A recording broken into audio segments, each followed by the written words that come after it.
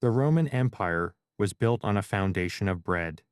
This simple staple was so vital that its supply could make or break emperors.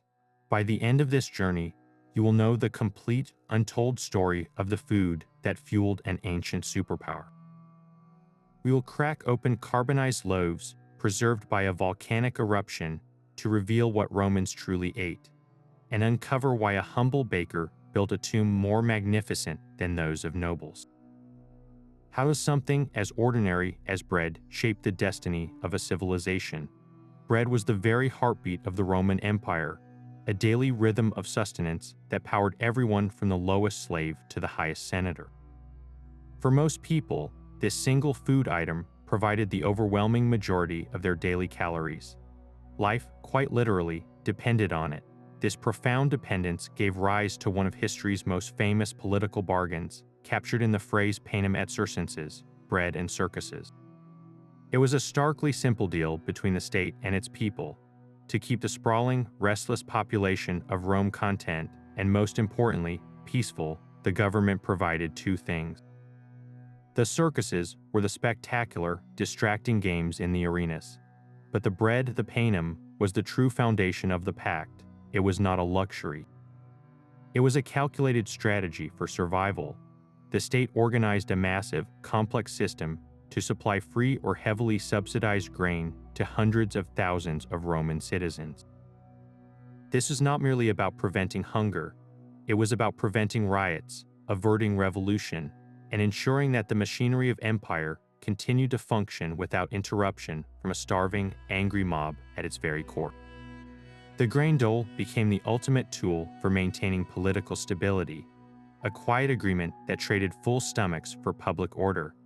An emperor who cannot guarantee the bread supply was an emperor living on borrowed time. This vital grain did not grow in the fields surrounding Rome. It arrived from across the sea, a lifeline stretching over 1,000 miles to the richest province in the empire, Egypt. The entire city of Rome depended on the annual flooding of the Nile, which left behind fertile soil perfect for growing wheat. Egypt was not just a supplier. It was the true breadbasket of the empire. Its vast fields cultivated to feed a distant capital. This was the responsibility of the annona, the state-run grain supply system. This was not a simple marketplace. It was a colossal logistical operation, one of the largest and most complex in the ancient world. The annona officials had to organize the entire chain, from negotiating with farmers in Egypt, to loading the grain onto ships, to overseeing its storage in massive warehouses. Their ultimate job was to ensure that the grain kept flowing, no matter what, and that journey was perilous. The wheat was packed into the holds of enormous freighters, specially built ships so large that ancient writers described them as floating islands. Their voyage across the Mediterranean was a gamble against the elements.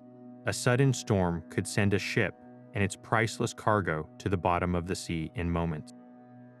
Pirates lurked in coves, ready to seize a vulnerable vessel. Even a simple delay from calm winds could spell disaster, pushing the city closer to shortage. The final destination for this armada of grain ships was the port of Ostia at the mouth of the Tiber River. Here, the grain was unloaded, counted, and transferred to smaller barges for the final trip upriver to Rome. The entire system was a delicate, high-stakes balancing act. A single broken link in this chain, one season of failed shipments, meant empty stomachs in the city. And empty stomachs, as every emperor knew, quickly turned into angry mobs at the gates of the palace. The very stability of the empire rested on the successful journey of these ships. So what happened when that precious grain finally reached the city, and who was tasked with turning it into the bread that kept Rome alive? That precious grain, once it survived the sea journey, faced a brutal transformation. It had to be turned into flour, and this was a process powered by pure muscle and relentless effort. The primary tool was the rotary quern, a deceptively simple device made from two large, heavy discs of volcanic stone. The bottom stone remained fixed, while the top one, often weighing as much as a person, was rotated over it. Workers would pour grain into a central hole in the top stone, and as it turned, the rough surfaces would grind the kernels between them. This was not a job for the faint of heart. It was excruciating, monotonous labor, the kind that shattered bones and wore down spirits. In large commercial bakeries, this crushing work was most often the fate of slaves, their lives measured out in endless circular motions. In smaller households, a donkey, blindfolded and tethered to a beam, would walk in an infinite circle to turn the mill. For the very poorest free citizens, it was their own aching arms that provided the power. The air in a mill house was thick with stone dust and fine particles of flour, a choking haze that filled the lungs of the workers. The roar of the grinding stones was a constant, deafening presence. This was the hidden, brutal cost of a daily loaf. A world away from the political calculations of the grain dole, the quality of the flour produced was a direct reflection of this grinding process. The first crushing produced a coarse, dark meal full of sharp bran and grit. To get the fine, white flour that the Roman elite demanded, this coarse meal had to be sifted over and over again through progressively finer sieves made of linen or horsehair. Each sifting removed more of the husk and bran, resulting in a smaller and smaller yield of pure white flour. This created a strict hierarchy in the bakery, a mirror of the social hierarchy outside its walls. The purest, whitest flour, sifted multiple times, was reserved for the finest panis candidus, the bread of the wealthy and the powerful. A slightly darker, coarser flour made a more standard loaf for the common citizen. And the very darkest, grittiest meal, full of bran and even traces of stone dust from the mills, was baked into the cheapest possible bread for slaves and the most destitute. So the social class of a Roman was visible in the very color and texture of the bread on their table, but who took this finely grated flour and performed the final magic to turn it into the loaves that fed a city. The coarse, gritty flour was only the beginning. To witness the next stage of this ancient process, we must travel to a city frozen in time. The volcanic ash that buried Pompeii created a perfect snapshot of Roman life, and its bakeries are astonishingly preserved. Stepping into one is like walking through a doorway into a working first-century kitchen. The layout is both efficient and rugged. Just inside the entrance, you would find the heavy stone mills, often set into the floor. These were not the small, portable querns used in homes. These were massive, fixed structures, their volcanic stone bases worn smooth by years of relentless grinding. In the bakery of Modestus, one of the most complete examples, the evidence of this labor is everywhere. Deep grooves in the stone floors mark the endless circular paths of the donkeys that powered the mills, blindfolded and plodding in an eternal circle. The air would have been thick with the sounds of their hooves and the crushing rumble of stone on grain. Next to the mills stood large, deep troughs for mixing the dough. Here, a baker would combine flour with water, salt, and a sourdough starter, saved from the previous day's batch. This was not a gentle process. It required immense physical strength to knead the stiff, heavy dough into submission, preparing it for its final transformation. The heart of the bakery was its oven. These were large, dome-shaped structures made of brick and tile, often built into a wall. A fire of wood or charcoal would be lit directly inside, heating the interior to a fierce, dry heat. Once the oven was hot enough, the coals and ashes were raked out, and the raw loaves were placed directly onto the hot floor inside to bake. The finished bread was then sold from a counter facing the street, a direct link between the intense labor inside and the hungry city outside. The entire operation, from mill to market, happened under one roof. This was not a boutique craft. It was an industrial-scale production line, a noisy, flour-dusted world where the simple act of making bread was a monumental physical achievement. That domed brick oven in the corner of the bakery was a masterpiece of thermal engineering. Its design was deceptively simple, yet perfectly calculated to capture and hold an immense amount of heat. The dome shape was not just for looks. It acted like a giant thermal battery, with the thick bricks and tile absorbing the energy from the fire and radiating it back inward, creating a perfectly even cooking environment. The process began by building a roaring fire of wood or charcoal directly on the oven's floor. Flames would lick the curved ceiling, heating every brick to a searing temperature. This was not a quick process. It took hours for the entire structure to become fully charged with heat, the exterior warm to the touch, the interior a contained inferno. Once the fire had burned down to glowing embers, the baker would use a long, flat rake to pull every last bit of ash and coal out of the chamber. What remained was a pristine, scorching hot cavity ready for the bread. The raw, shaped loaves were then swiftly placed inside using a long-handled wooden paddle, a tool that kept the baker at a safe distance from the blistering heat. The oven's entrance was sealed, perhaps with a metal or stone door, trapping the intense energy inside. The bread then baked, not from a live flame, but from the stored, radiant heat pulsating from the oven's very walls and floor. This method produced a loaf with a characteristically thick, crisp crust and a soft, airy interior, the steam from the dough instantly turning to vapor in the intense dry heat.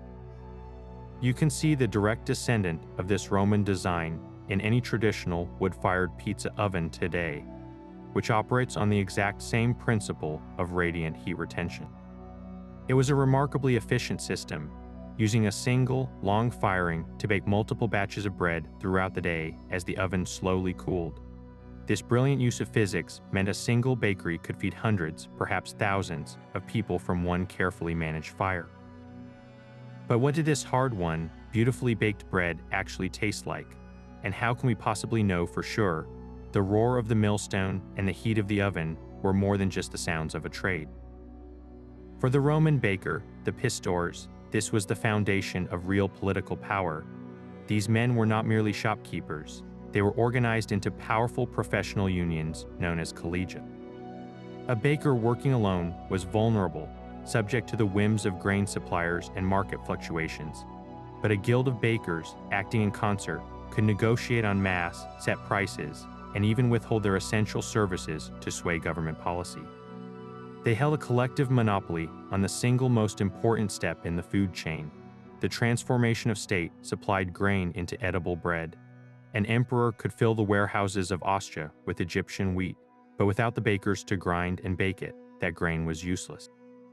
This leverage gave the bakers' guild an influence far beyond their workshop walls, allowing them to lobby for favorable laws and protect their economic interests against the state itself. This was a path to extraordinary wealth for the most successful.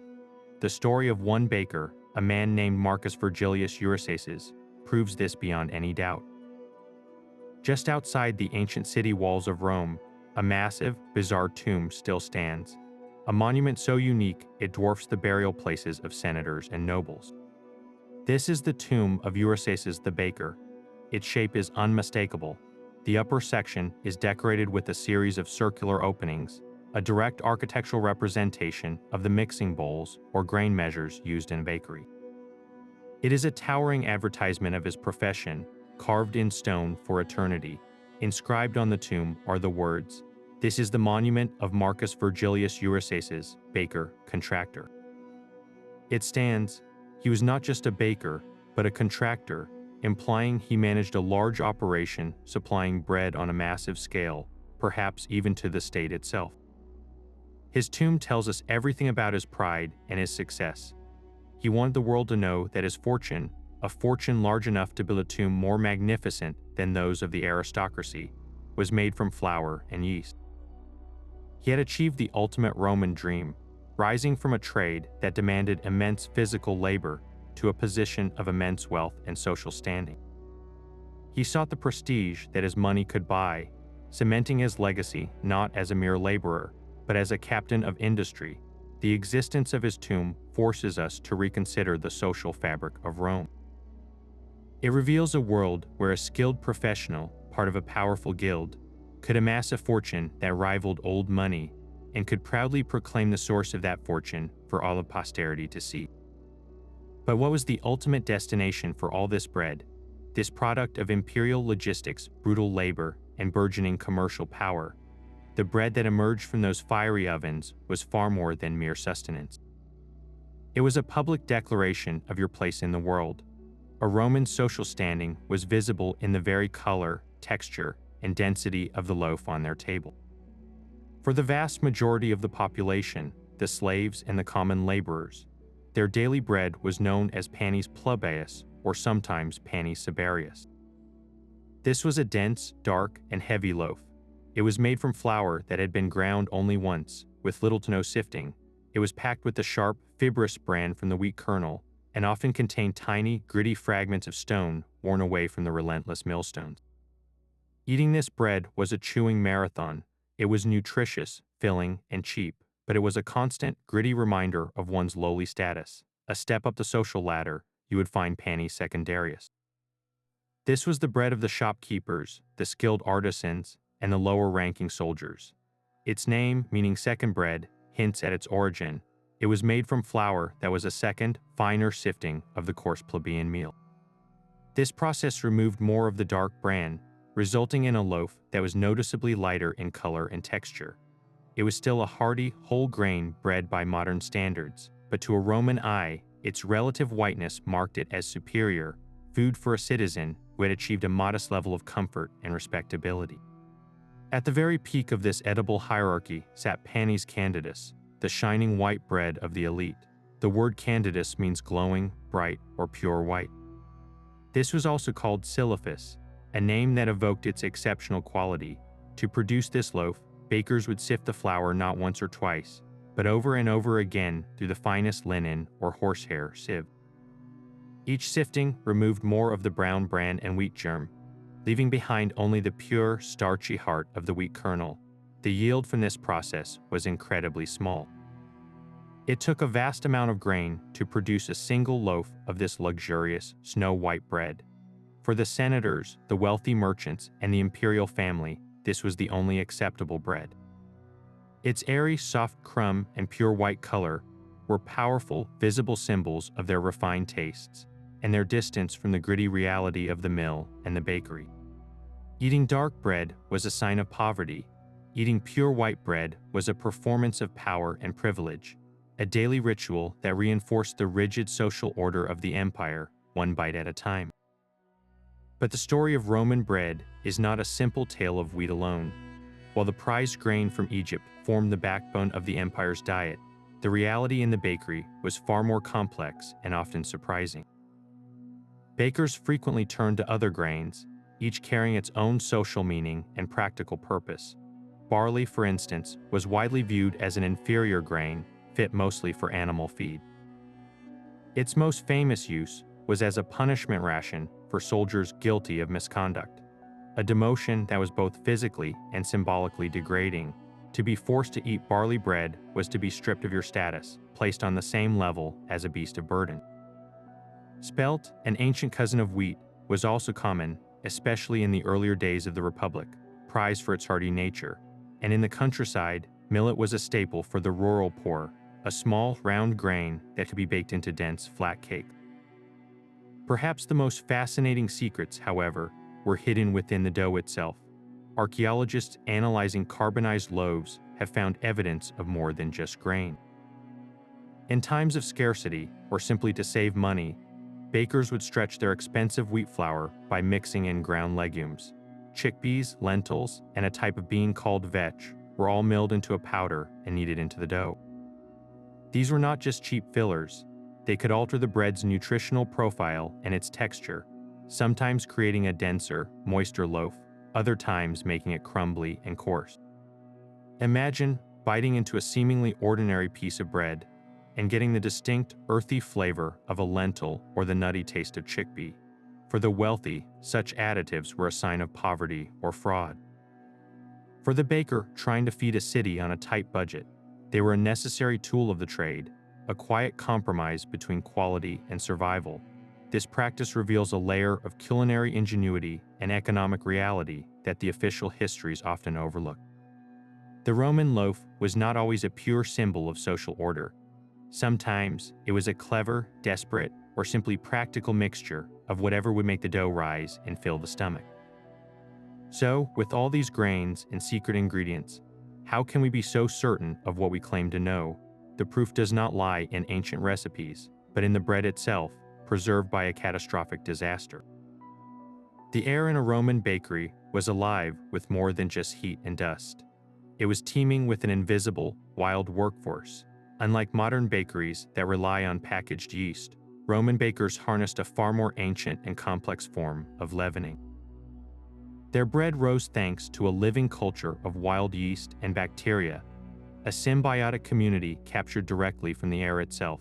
This was the sourdough starter, the true heart of every bakery. A baker would create this starter by simply mixing flour and water and leaving it exposed to the open air. The unique microbial ecosystem of that specific place, that very bakery, would settle into the paste, beginning a slow, fermenting dance. Once active, this starter was never used up entirely. A piece of the dough from each day's baking was saved, tucked away for the next batch.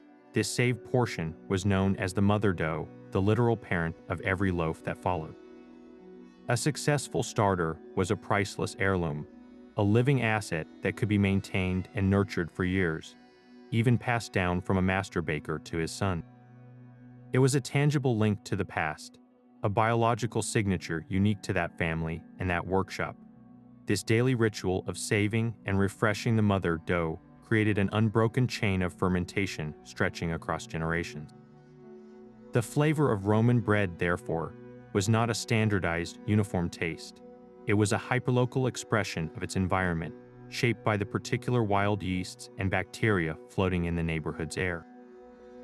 This natural fermentation process did more than just make the dough rise. It fundamentally transformed it. The wild yeasts produced carbon dioxide, creating the air pockets that gave the bread a lighter, more open texture compared to the dense, hard tack of unleavened flatbreads. Meanwhile, the bacteria produced lactic and acetic acids, the compounds responsible for sourdough's characteristic tangy, complex flavor. This was not a bland, neutral bread. It had a pronounced, rustic sourness that would be instantly recognizable to any sourdough enthusiast today. This fermentation also acted as a natural preservative. The acids created an environment hostile to mold and other spoilage microbes. A sourdough loaf would stay edible for days longer than a simple, unleavened flatbread, a critical advantage in a world without refrigeration. For a legionary on the march or a family stocking their pantry, this extended shelf life was a practical miracle. The Roman loaf was not just flour and water. It was a living, breathing product of fermentation, a daily testament to a baker's skill in cultivating an invisible, wild force to feed an empire. That invisible, wild workforce of sourdough needed a manager, and that manager was salt. In the Roman world, salt was far more than a simple seasoning. It was a precious commodity, a form of currency, and a cornerstone of the baker's art. The Romans sourced this vital mineral from vast coastal salt pans, like those near the port of Ostia itself. There, seawater was channeled into shallow ponds and left to evaporate under the relentless sun, leaving behind pure, crystalline salt. This strategic location meant the grain ships arriving from Egypt could, in theory, return home carrying a cargo of salt, creating a perfect trade loop that supplied the very substance needed to transform that grain into bread.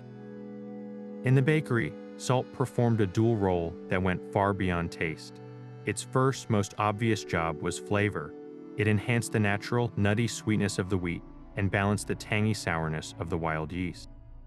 But its second role was a secret of the craft, a chemical mastery that Roman bakers understood through experience. Salt acted as a regulator for the fermentation process. A baker would carefully control the amount of salt added to the dough to either speed up or slow down the activity of his precious sourdough starter. Too little salt, and the fermentation would run wild, producing a sour, overly gassy loaf that might even collapse. Too much salt, and it would stifle the yeast entirely, resulting in a dense, hard brick. Beyond managing the yeast, salt performed a kind of microscopic magic on the dough itself. It strengthened the network of gluten, the protein strands that formed as the dough was kneaded. This gluten network was the architectural framework of the bread, the invisible scaffolding that trapped the bubbles of carbon dioxide produced by the yeast. A well-salted dough was stronger, more elastic, and could hold its shape better, leading to a loaf with a finer, more even crumb and a satisfying, chewy texture. Without this crucial ingredient, even the finest flour would bake into a crumbly, flat disappointment. The other fundamental ingredient was so common, we almost forget its importance: clean water. For a city bakery, this was not a matter of simply drawing from a well. They relied on the greatest public works project of the age, the aqueducts, Fresh, clean water was channeled from mountain springs directly into the heart of Rome, where it gushed from countless public fountains. This was the baker's water supply. Imagine a baker's apprentice hauling heavy amphorae from the nearest fountain to the bakery, ensuring the water for the day's dough was free from the contamination that plagued the Tiber River. The quality of this water was paramount. Impure, mineral-heavy, or brackish water could inhibit the yeast, alter the flavor, and ruin the texture of the entire batch. The combination of pure aqueduct water and measured salt was what gave the baker true control over his living dough, allowing him to produce a consistent, high-quality loaf from one day to the next. These two humble ingredients were the unsung heroes of the bakery, the essential partners to flour and fire in the ancient alchemy of bread. The final step before the bread met the fire was an art form in itself. A Roman baker did not simply drop a shapeless lump of dough into the oven. Each loaf was carefully formed, its shape and surface telling a story about its purpose and its intended consumer. The most basic and common form was the simple round loaf, the pane rotundo. This was the everyday bread, the utilitarian staple for a family meal. But the most iconic Roman bread, the one immortalized by the ashes of Vesuvius, was something far more distinctive.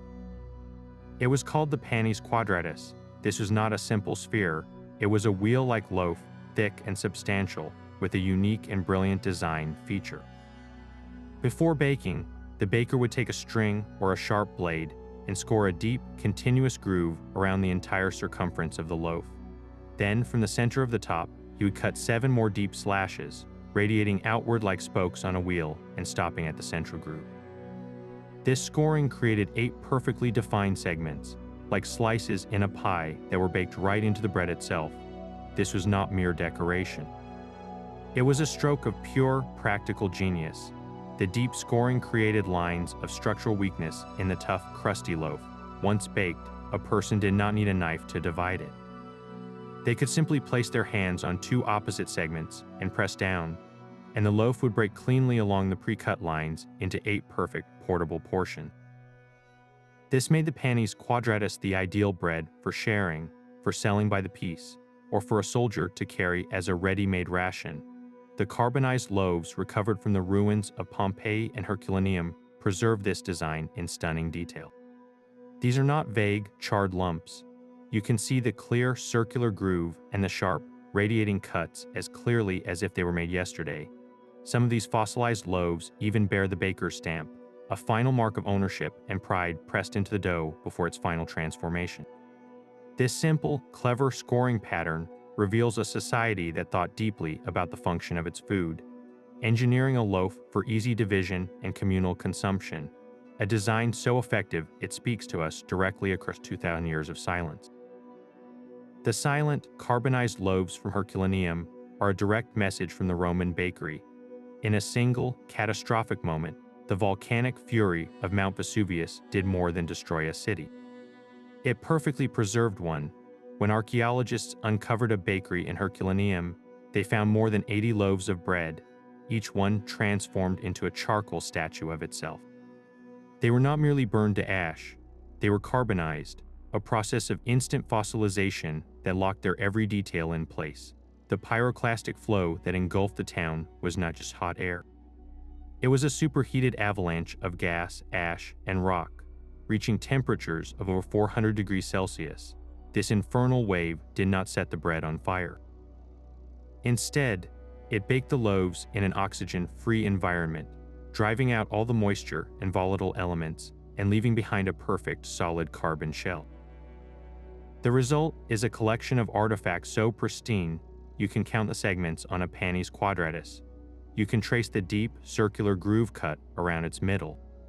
You can see the 8 sharp, radiating cuts made by the baker's blade, a design for sharing frozen in time. This is not an artist's impression or a description in a scroll. This is the bread itself, looking exactly as it did the moment the baker intended to pull it from the oven.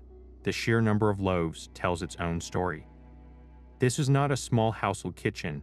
This was a commercial bakery operating at an industrial scale, its production suddenly and violently interrupted. We can measure these loaves. They are substantial, each one weighing nearly a pound, designed to fill the stomach of a laborer or be divided among a family. The carbonization process captured everything, even the tiny imperfections and the unique stamp of the baker who made them. This is physical evidence on a level that ancient texts can never provide. It confirms the written accounts, but it also goes beyond them, giving us a tangible, hold-in-your-hand connection to the daily life of an empire. We are not just reading about Roman bread. We are looking directly at it.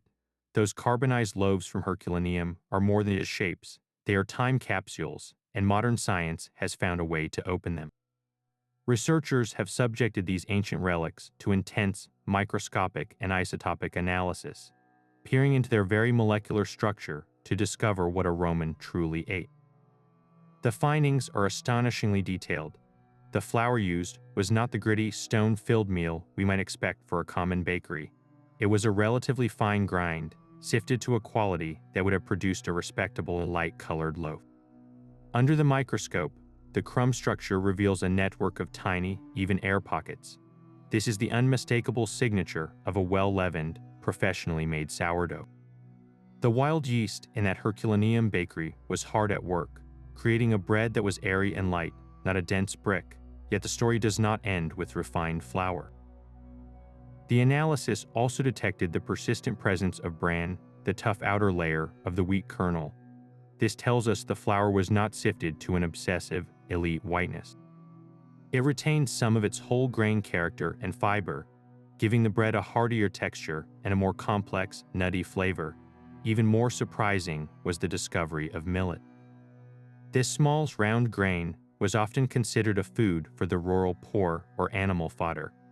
Finding it mixed into the wheat flour of a city bakery's bread is a revelation.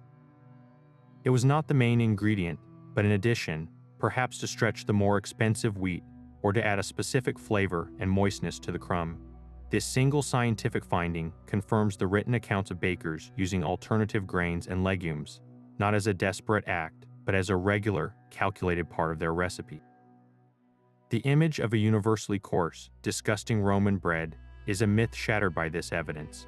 The common Roman citizen in Herculaneum was eating a high-quality, well-made, and surprisingly sophisticated loaf. It was a balanced product of craft and economy, a delicious secret held within a carbon shell for 2,000 years. That bread on the table was not always the final destination of the meal. In a world without ceramics for every person or paper for wrapping, a stale loaf became a surprisingly versatile tool. For the majority of Romans, a thick slice of coarse, day-old bread served a purpose far beyond eating. It was their plate. This practice used a piece of bread known as a trencher, or in later medieval terms, a tranquire. Imagine a hearty stew or a rich meat dish, dripping with juices and gravies, served directly onto this edible plate. The dense, stale bread acted as a perfect absorbent base, soaking up every drop of flavor and preventing the precious liquid from being wasted on the table. The diner would eat the stew from the top, and then, depending on their status and hunger, they would consume the flavor-soaked bread trencher themselves. In a wealthy household, this juice-laden bread might be considered a leftover, given to the servants or tossed to the dogs. For a poorer family, that trencher was the best part of the meal, a final, delicious course that ensured nothing went to waste. This simple act turned every meal into a lesson in economy and social hierarchy, where even the plate was part of the nutrition, but the utility of bread did not end at the table. In the kitchen, stale bread was the original thickener. Cooks would grate or crumble hardened loaves into a powder, creating a substance called breadcrumbs. These crumbs were then stirred into soups, stews, and sauces, where they would dissolve and swell, transforming a thin, watery broth into a rich, velvety consistency. A simple pan sauce for meat could be instantly elevated with a handful of these crumbs, creating a glossy, satisfying gravy without the need for flour or butter. This was practical alchemy, turning something hard and inedible into a key component of a new dish. The resourcefulness extended even further into the realm of medicine. A poultice made from moistened breadcrumbs and sometimes other herbs was a common household remedy. Applied to boils, abscesses, or inflamed wounds, this soft, warm paste was believed to draw out infection and soothe irritation. While we might question its medical efficacy today, it stands as a powerful testament to the Roman belief in bread's fundamental, almost magical properties. It was nourishment, it was utility, and it was healing, all bound together in the humble, everyday loaf. This same bread that defined civilian life became the absolute fuel of conquest. For a Roman legionary on the march, his daily ration of grain was as vital as his sword or shield. Every soldier received a fixed measure of unmilled wheat, known as his frumentum. This was not a handout of ready-made loaves. It was a raw material, a logistical calculation that placed the burden of bread making directly onto the men who would eat it. A soldier's first duty after a long day's march was not to rest, but to become a baker. Each 8-man tent group, a contubernium, was a self-sufficient food unit. They would build a small, temporary fire and construct a simple, dome-shaped clay oven called a klibanis over the coals. The name itself evokes its function, a portable baking chamber. Meanwhile, another soldier would pull out his mola manuaria, his personal handmill. This was a smaller, portable version of the massive bakery stones, a 2-part device of volcanic rock designed to be turned by a single man. The rhythmic, grating sound of these mills was the soundtrack to every Roman military camp at dusk, the sound of an army feeding itself from the ground up. The soldier would pour his share of grain into the mill and begin the arduous task of grinding it into a coarse, wholemeal flour. This flour was then mixed with water, shaped into a simple, flat loaf, and baked in the klibanis. The result was a dense, gritty biscuit of a bread, but it was hot, it was filling, and it was theirs. This daily ritual was about more than just calories. It was a fundamental pillar of military discipline and morale. The act of transforming raw grain into a shared meal forged a powerful bond within the contubernium. These 8 men were not just comrades who fought together. They were a household that cooked and ate together. A soldier who could not rely on his tent mates for this most basic act of survival was a soldier already defeated. The Roman army's legendary ability to operate far from established supply lines for weeks on end depended entirely on this system. The legion did not march on its stomach alone. It marched on the grinding stones and campfire ovens of every single soldier, a decentralized, resilient network of thousands of tiny bakeries stretching across the empire's frontiers. That dense, gritty loaf baked by a legionary was more than just sustenance. It was a promise, a guarantee from the state, and that promise was enforced by the full weight of Roman law. The government understood that trust in the bread supply was non-negotiable. A single baker caught cheating could spark a panic that threatened the entire city's fragile peace. This led to a comprehensive legal framework designed to protect the consumer and maintain order. The most famous of these laws were compiled under Emperor Diocletian in his Edict on Maximum Prices, but the principles had been in place for centuries. The state targeted fraud with ruthless precision. The most common form of cheating was adulteration. Unscrupulous bakers would mix their expensive wheat flour with much cheaper fillers to increase their profit margin. They used ground beans, chalk, and even sawdust. Imagine biting into your daily bread and feeling the gritty, unmistakable texture of pulverized wood, a substance that offered no nutrition and could even be harmful. To prevent this, Roman law established clear, harsh penalties for anyone caught tampering with the purity of flour. A baker convicted of such fraud could face public flogging, the confiscation of his property, or even permanent banishment from his profession and his city. For a Roman baker, whose identity and social standing were so deeply tied to his trade, this was a social and economic death sentence. The law also strictly governed the weight of a loaf.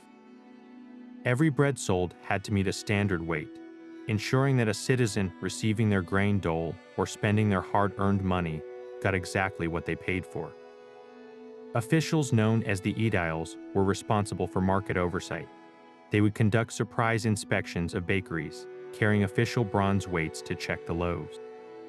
If a baker was found selling underweight bread, the punishment was swift and severe. He might be fined a significant sum, but more powerful was the public shaming. His name could be posted publicly as a cheat, destroying the reputation he had spent a lifetime building.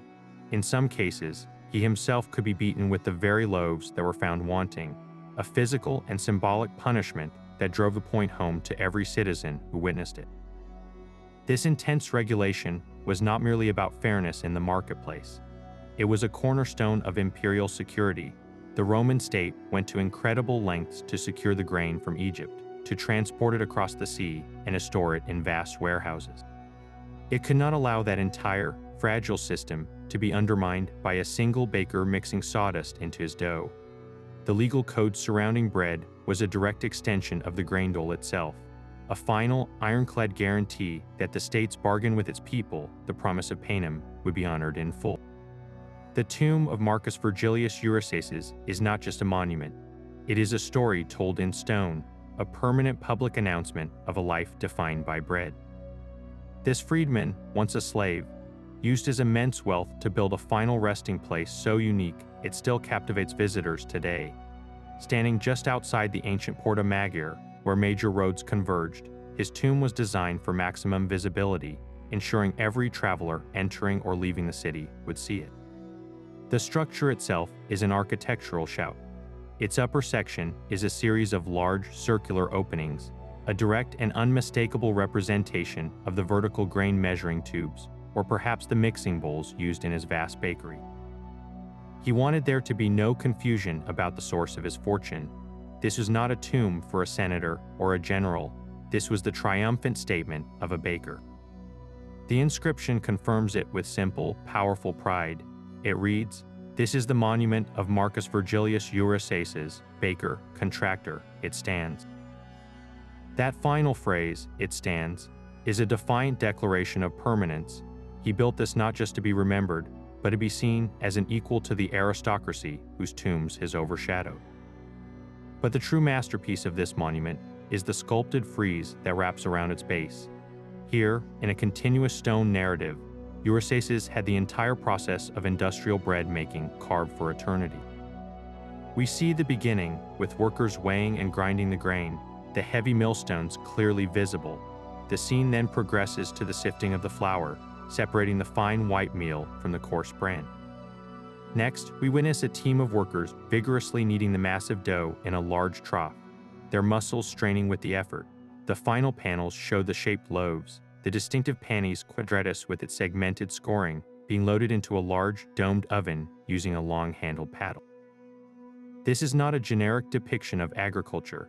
It is the precise, step-by-step operation of his own bakery, immortalized in stone. Why would a man choose such a theme for his eternal memorial? The answer lies in the social aspirations of a freedman.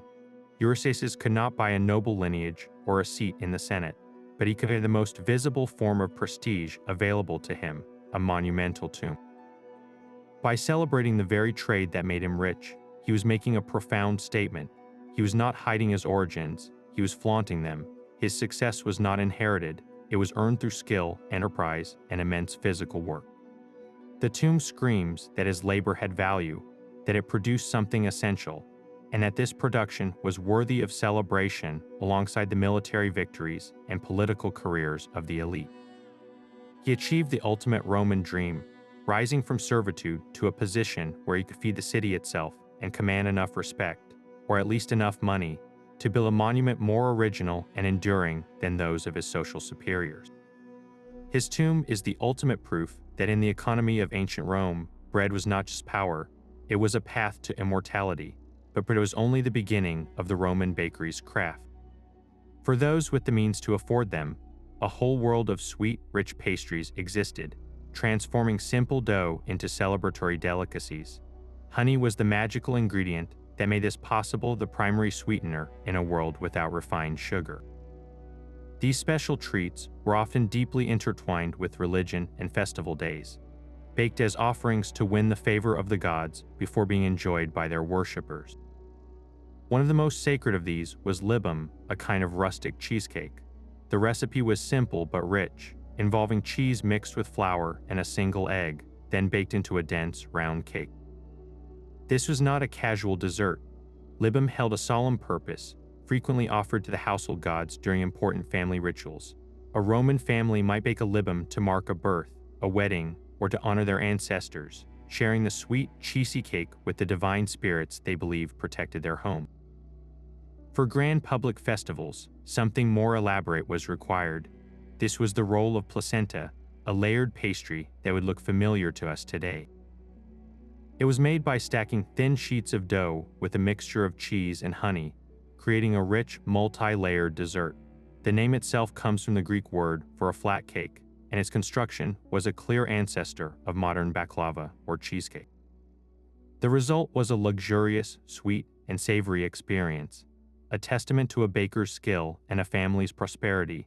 Then there was the spira, a spiral-shaped sweetbread that showcased the artistry possible in a Roman kitchen. This was a braided or coiled loaf, often enriched with eggs, cheese, and honey before being baked to a golden brown. Its intricate, twisted shape was a visual delight, a centerpiece for a special occasion table. To bite into a slice of spira was to experience a complex texture, a soft, enriched crumb with a subtle sweetness that made it a far cry from the daily panis quadratus. These delicacies reveal a society that understood the power of baking to transcend mere sustenance. In the libum, the placenta, and the spira, food became ritual, art, and a symbol of joyful abundance, connecting the daily act of eating to the divine and the celebratory. Yet for all its life-giving power, Roman bread held a hidden and deadly danger, one that lurked within the grain itself. This was the threat of ergotism, a horrific form of poisoning caused by a fungus called ergot. This fungus, which appears as dark purple or black growths on the heads of rye and other cereals, is a potent producer of toxic alkaloids. These are the same compounds from which the drug LSD was first synthesized in the modern era, and their effects on the human body in their raw, fungal form are devastating. If a harvest of grain was contaminated with ergot and then milled into flour, the poison was baked directly into the loaf. There was no way to see it, smell it, or taste it in the finished bread. A family would sit down to their meal completely unaware they were consuming a toxin. The symptoms of ergotism were a cascade of horrors. The poison causes a constriction of blood vessels, drastically reducing blood flow to the extremities. This led to a burning sensation in the limbs, followed by intense pain as the tissues began to die from lack of oxygen. The skin would turn black and gangrenous, and fingers, toes, even entire limbs would become necrotic and could simply fall off. This effect was so characteristic that the disease earned the name St. Anthony's Fire, named for the saint whose intercession was sought by sufferers who felt as though they were being consumed by invisible flames. At the same time, the neurological effects would take hold. Victims suffered from violent muscle spasms and convulsions. They experienced vivid, terrifying hallucinations, seeing visions and hearing sounds that were not there. Their minds would descend into confusion and psychosis. Whole communities sharing the same contaminated bread supply could be struck by what appeared to be a sudden, collective madness, with people writhing in pain, babbling about demons, and watching their own bodies rot away. Historians and toxicologists have long wondered if mysterious epidemics recorded in Roman times might have been outbreaks of ergotism, accounts of entire villages struck by a plague that caused convulsions and gangrene, or tales of armies being crippled not by the enemy but by a strange sickness, could easily point to poisoned grain. While it is difficult to diagnose a disease from ancient texts, the terrifying symptoms of ergotism present a compelling and deeply unsettling explanation for some of the ancient world's most inexplicable mass suffering. The very bread that sustained life could, with a single fungal spore, become an instrument of agony and death. The same system that had secured Rome's power for centuries would become the source of its greatest vulnerability. The annona, that colossal engine of grain distribution, was not built to withstand the political and military earthquakes of the 3rd and 5th centuries. As the empire began to fracture, the lifeline from Egypt and North Africa was the first thread to snap. Barbarian incursions and civil wars disrupted land routes and made the Mediterranean Sea a hunting ground for pirates, no longer a secure Roman lake. A single season of failed shipments from Africa could plunge the city of Rome into immediate famine, turning the streets that once echoed with the bustle of commerce into arenas of desperation and rage. The emperors themselves were often far away, fighting on distant frontiers, and could no longer personally guarantee the grain fleets would arrive, the unthinkable began to happen. The warehouses at Ostia stood empty. The promise of panem, the foundational bargain of the Roman state, was broken. For the average citizen, this was not an abstract political failure. It was the terrifying reality of an empty pantry and the sound of their children crying from hunger. The government, bankrupted by constant warfare, could no longer afford the immense subsidy. The free bread dole, that brilliant tool of control, slowly withered and died. This was more than just the end of a welfare program. It was the unraveling of the social contract itself.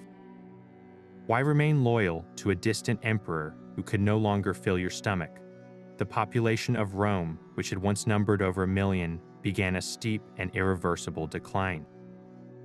People abandoned the city not by choice, but by necessity, returning to the countryside where they could at least grow their own food.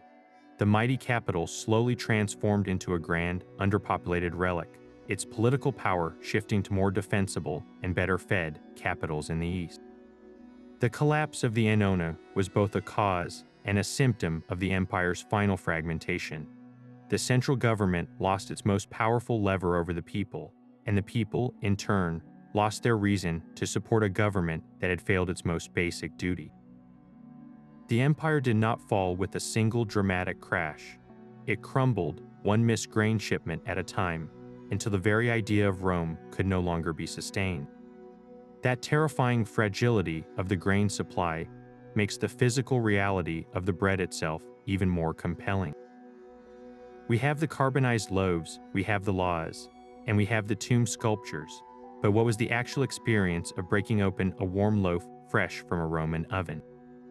To answer that, a group of historians and bakers turned to experimental archaeology, deciding to build the past from scratch. Their project was ambitious, to recreate a genuine Roman loaf using only the tools and ingredients available 2,000 years ago. They began by constructing a perfect replica of a Pompeian baking oven, using the same bricks, tiles, and dome shape to master the physics of radiant heat. Next came the mill, a heavy, volcanic stone rotary quern that required immense, tiring effort to produce even a small amount of coarse, wholemeal flour. But the true heart of the experiment was the sourdough starter. With no ancient culture to draw from, they created a new one the old-fashioned way, mixing flour and water and letting the wild yeasts from the air of rural England colonize it. This was their gamble, trusting that the same natural process would yield a similar, living result. The challenges were immediate and humbling. Grinding the grain by hand was a shock, a slow, monotonous labor that made them appreciate the sheer physical toll of ancient bread production. Shaping the panes quadratus was another lesson, learning the precise depth and angle of the scoring cuts needed to make the loaf break cleanly into its 8 signature segments. The moment of truth came when they loaded the shaped loaves into the scorching hot replica oven, using a long wooden paddle just like the one depicted on the tomb of Eurysaces. After a tense wait, they pulled out a loaf that was visually perfect, a beautiful golden brown wheel with a thick, crisp crust, but the real test was the taste. Cutting it open released a warm, earthy aroma. The crumb was moist and had an open, airy structure, a testament to the power of their wild sourdough starter.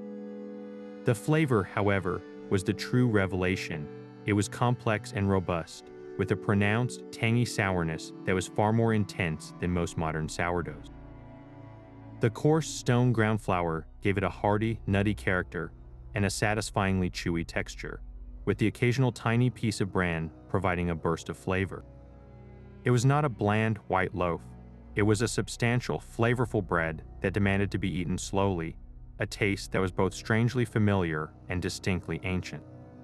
The bakers noted that it was incredibly filling. A single segment was a meal in itself. This experiment did more than satisfy curiosity, it bridged a 2,000-year gap. By tasting this bread, they were not just reading about history, they were consuming a small piece of it, confirming that the Roman loaf was a product of skill, patience, and a living partnership with the invisible world of wild yeast. That experimental loaf, with its tangy, robust flavor, was a world away from the soft, uniform bread found on most modern supermarket shelves. The nutritional gap between a Roman panis plebeius and a loaf of today's mass-produced white bread is just as vast. The Roman commoner's daily bread was a powerhouse of whole grains. Because the flour was ground only once and sifted very little, it retained nearly all of the wheat bran and germ. This meant it was packed with dietary fiber, which is essential for digestive health and maintaining stable blood sugar. That same coarse texture also locked in a rich supply of minerals like iron, magnesium, and zinc, along with a full spectrum of B vitamins, all of which are stripped away during the modern refining process to create pure white flour. Furthermore, the slow, natural sourdough fermentation acted as a form of predigestion. The wild yeast and bacteria broke down phytic acid, a compound found in grains that can block the absorption of minerals in your gut. So not only did the Roman loaf contain more nutrients to begin with, your body was better able to absorb them. Now, place that next to a typical modern white loaf. To achieve its fluffy, snow-white perfection, the wheat bran and germ are completely removed during milling, taking with them almost all of the fiber, vitamins, and minerals. What remains is mostly simple starch. While some nutrients are artificially added back in a process called enrichment, this fortified flour cannot replicate the full, natural nutritional complexity of the original grain. The fermentation process is also a key differentiator. Instead of a slow, sourdough rise that develops flavor and improves nutrient availability, most commercial breads use fast-acting, packaged yeast. This rapid production skips the beneficial breakdown of compounds like phytic acid, potentially making the few remaining minerals less available to your body.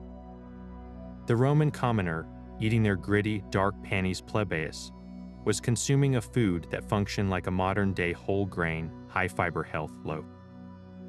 They received steady, sustained energy from its complex carbohydrates and a host of micronutrients that supported their demanding physical lives. In contrast, the quick-digesting carbohydrates in modern white bread can cause sharper spikes in blood sugar, offering a short burst of energy followed by a crash. Of course, the Roman baker had no knowledge of vitamins or glycemic index. Their methods were born from tradition, technology, and economy, not a pursuit of wellness.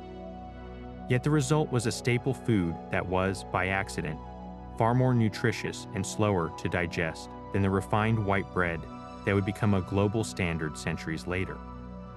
This places our own modern dietary choices in a striking new light, suggesting that sometimes the older, simpler way of doing things holds unexpected benefits.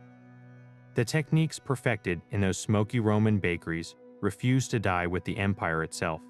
While the political structure crumbled, the daily craft of bread making was far too essential to disappear. It was carried forward by the very bakers, now serving new masters in a changed world, and their knowledge became the foundation for European baking for the next 1,000 years. The most profound legacy was the living culture of sourdough, that practice of saving a piece of the mother dough, of nurturing a unique wild yeast starter, became the standard method of leavening bread across the continent throughout the Middle Ages. Every monastery, every village, and every feudal estate maintained its own living culture, a biological heirloom passed down through generations. The distinct sourdough traditions of regions like San Francisco in the modern era are direct descendants of this Roman practice, a continuous thread of fermentation stretching back 2 millennia. The iconic Roman oven design, that brilliant dome of brick and tile, also survived virtually unchanged. Its efficient use of radiant heat was adopted and adapted, becoming the heart of the medieval bakery and the communal village oven. You can see its direct lineage in the traditional wood-fired ovens of rural Italy and France today, where the fundamental physics of containing and radiating heat remain identical to those used in Pompeii. Even the clever shape of the panis quadratus left its mark. The concept of scoring a loaf to control its expansion and create predefined portions did not vanish. While the specific 8-segment wheel became less common, the principle of scoring bread before baking became standard practice. It evolved into the beautiful, intricate patterns you see on artisan sourdough loaves and the simple slashes on a classic French baguette.